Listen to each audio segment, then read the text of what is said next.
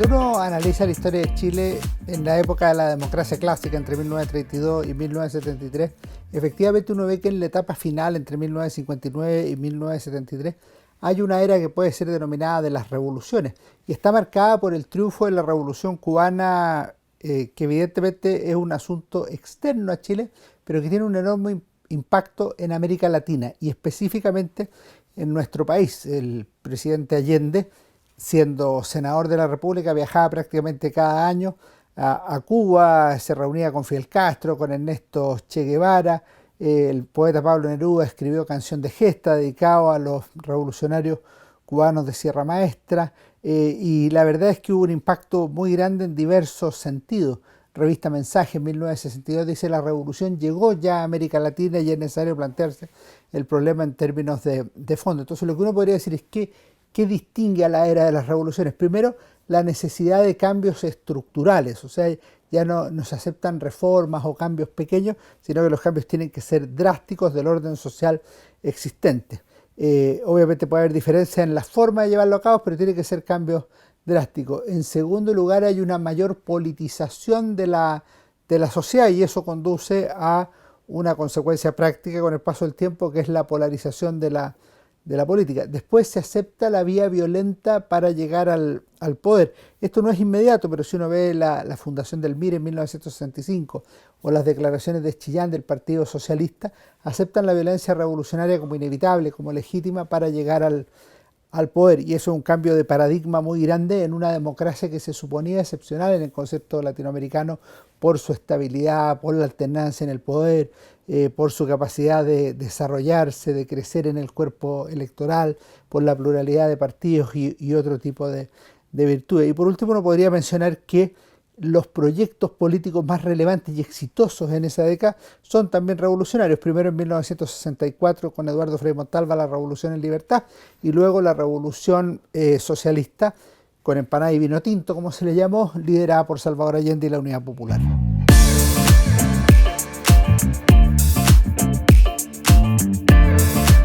La Constitución del 25 en general era aceptada, había sido exitosa. Chile logró tener un espacio relativamente largo de 41 años de continuidad institucional entre el 32 y el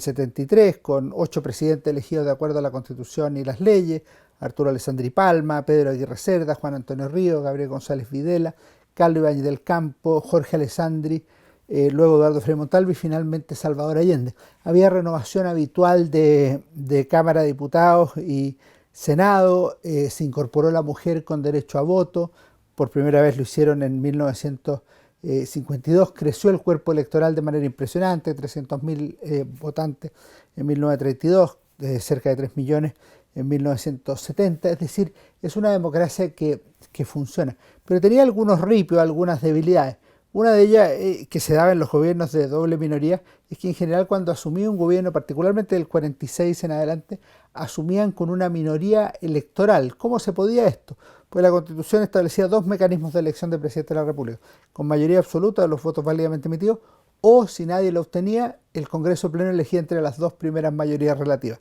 De esta manera González Videla asumió con el 40%, Ibáñez con el 46%, Jorge Alessandri con el 32% y Salvador Allende con el 36%, es decir, gobiernos de minoría, pero que además tenían minorías en las cámaras, entonces era muy difícil o imposible llevar a cabo sus programas de gobierno. Y a eso sumaba que desde el 46 en adelante siempre ganó un opositor las elecciones siguientes: Ibáñez respecto de González Videla, Alessandri respecto de Ibáñez, Frei respecto de Alessandri y Allende respecto de Frei. Esto ha llevado a algunos a pensar que el régimen tenía pocas herramientas para solucionar las crisis políticas más profundas, como la que hubo entre 1970 y el 73, y han advertido que habría sido conveniente, por ejemplo, tener un régimen parlamentario que es mucho más flexible, y que, por ejemplo, cuando hay una crisis de gobierno, bueno, se cambia el gobierno, se llama elecciones y se reemplaza por una fórmula distinta, sin que eso signifique nada excepcional ni una crisis mayor. Chile no tenía esa posibilidad, que se habría ocupado, por ejemplo, en las elecciones parlamentarias de 1973.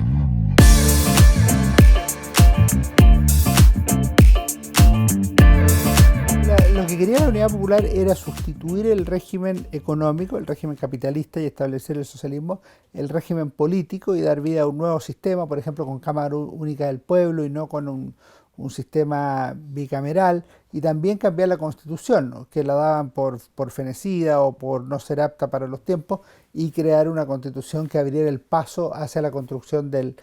socialismo. En ese sentido, el proyecto se califica de revolucionario, es decir, quiere cambiar el orden existente. La ideología que hay detrás, en términos generales, casi de todos los partidos de la Unidad Popular, es el marxismo-leninismo. Eso es algo progresivo, no era así en los años 30, 40, pero después se suman el Partido Socialista, el Partido Radical, el MAPU y otras fuerzas políticas que están fuera del OP, como es el caso del MIR, de manera tal que efectivamente el objetivo es la construcción del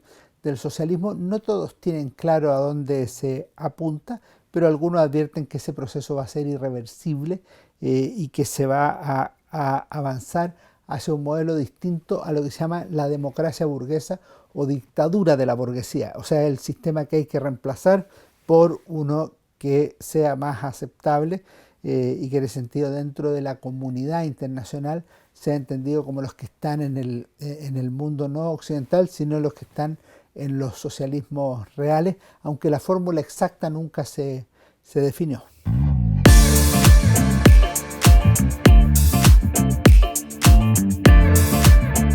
Los partidos que eran más radicalizados eran sin duda el Partido Socialista y el Movimiento de Izquierda Revolucionaria MIR. Incluso ellos calificaban las actitudes del gobierno como reformistas o las del Partido Comunista como reformistas. Y cuando hacen la evaluación de los 3 años del gobierno de la Unidad Popular, sostienen que el gobierno de la Unidad Popular es un gobierno que ha fracasado por su reformismo. No es la revolución la que ha fracasado en Chile, sino que es el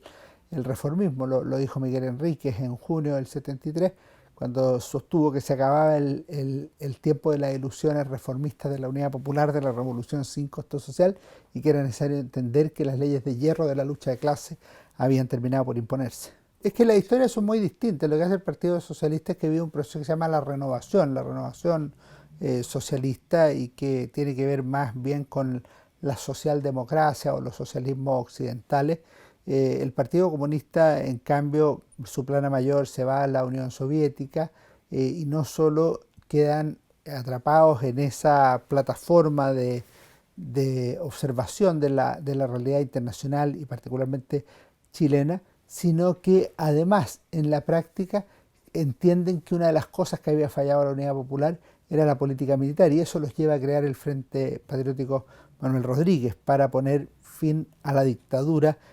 por vía armada, por una parte, y para ocupar todas las formas de lucha contra el régimen de Pinochet. Obviamente son realidades muy distintas, y lo que nos corresponde, me parece, es tratar de conocer y comprender cómo fueron los procesos de cada uno, porque en la práctica lo que eso explica es cómo se conforma la transición a la democracia en los años 80 y la democracia a partir de 1990, con el Partido Socialista incorporado a una coalición amplia de centro-izquierda, que es la Concertación, y el Partido Comunista jugando un papel marginal como izquierda extraparlamentaria.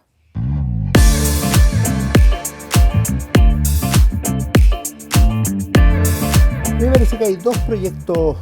que son los más importantes, y ambos llegan al gobierno. En primer lugar, el de Eduardo Frei Montalva, la Revolución en Libertad, que Frei explicaba de la siguiente manera: era necesario prevenir los grandes males que asolaban América Latina, que él los distinguía en 2. Por un lado, las dictaduras militares que con el pretexto del comunismo acababan con las democracias, de combatir al comunismo, y por otro lado los regímenes comunistas como el que se había establecido recientemente en Cuba. Ese fue un gobierno de cambios estructurales, uno de los cuales, por ejemplo, es la reforma agraria, pero hay también otros, que estuvo en Chile entre 1964 y 1970, y no tuvo continuidad porque el candidato demócrata cristiano en 1970, que era más radicalizado que Frei y era Radomiro Tomic, salió tercero en la elección a 3 bandas en septiembre de ese año. El segundo proyecto exitoso que llegó a la moneda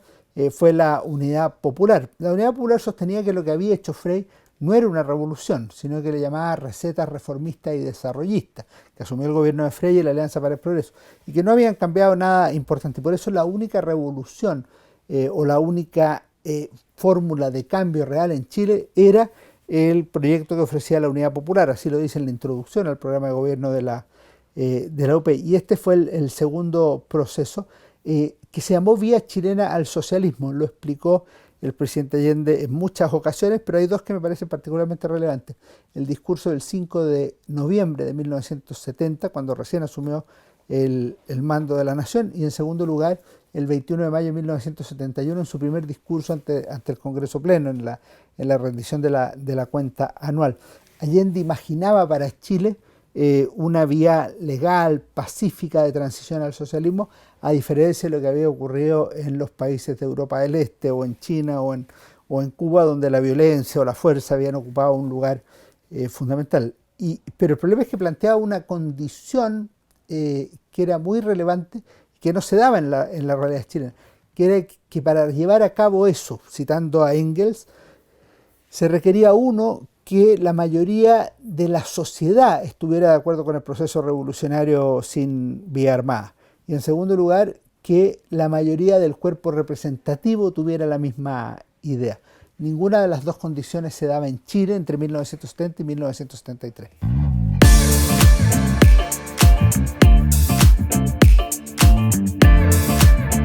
Yo diría que el principal respaldo que tiene el gobierno dentro de la Fuerza Armada es el general Carlos Prats, que sirvió en dos gabinetes al gobierno del presidente Allende, el de noviembre de 1972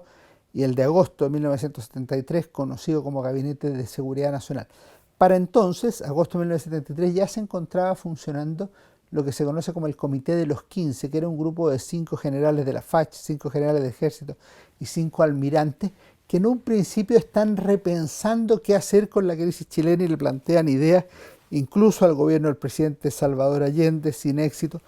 canalizado a través del general Carlos Prats, comandante en jefe del ejército. Pero ellos después siguen trabajando de manera tal que el objetivo ya no es canalizar las iniciativas al interior del gobierno, sino derechamente pensar en deponer al presidente de la República. A mí me parece que ese grupo de los 15 es decisivo, y en la última fase me parece que también es crucial la intervención del almirante José Toribio Merino, cuando el 9 de septiembre le envía una carta manuscrita a los generales Lee, comandante en jefe de la Fuerza Aérea, y Pinochet, comandante en jefe del Ejército, señalándoles que el día decisivo va a ser el martes 11 a las 6 de la mañana y que deben firmar atrás para ver si están de acuerdo y que deben poner toda la fuerza necesaria para lograr el objetivo que se ha propuesto.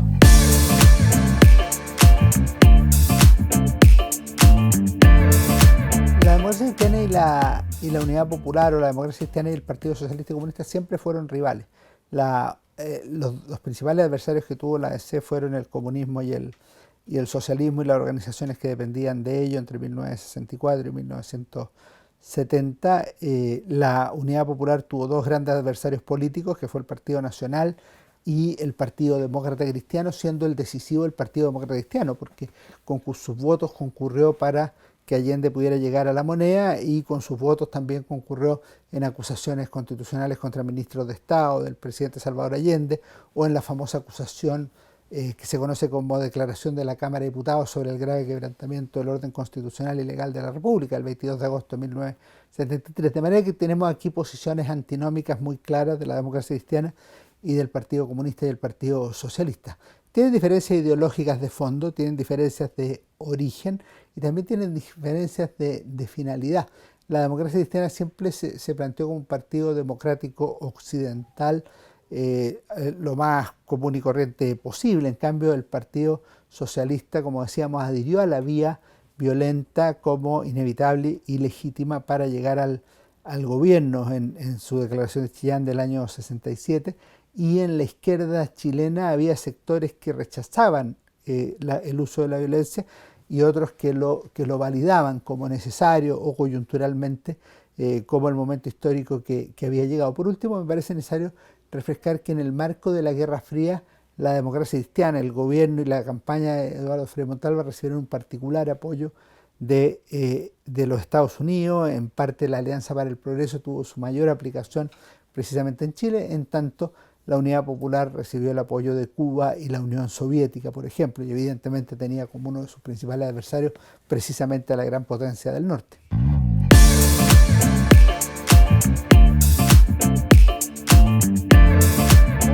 discute mucho, pero es evidente que los paros de agosto de 1973 no tienen la misma naturaleza de los paros gremiales de otras oportunidades. O sea, este tiene un claro sentido de querer deponer al gobierno del presidente Salvador Allende, de querer forzar su renuncia o de querer sacarlo a través de la paralización o derechamente promoviendo un golpe militar. De manera que las organizaciones sociales que lideraban los paros de agosto me parece que están en esa dirección. El presidente Allende además señala que el acuerdo de la Cámara de Diputados del 22 de agosto de 1973 era un llamado a un golpe de Estado, con lo cual estarían la mayoría de los diputados del Partido Nacional y de la Democracia Cristiana principalmente en la misma línea. Con todo, el 11 de septiembre de 1973 es un operativo esencialmente militar que llevaron a cabo en su momento el Ejército, la Fuerza Aérea, la Marina y Carabineros de Chile. O sea, actuaron ellos conjuntamente sin apoyo formal o sin acuerdo con grupos civiles o partidos.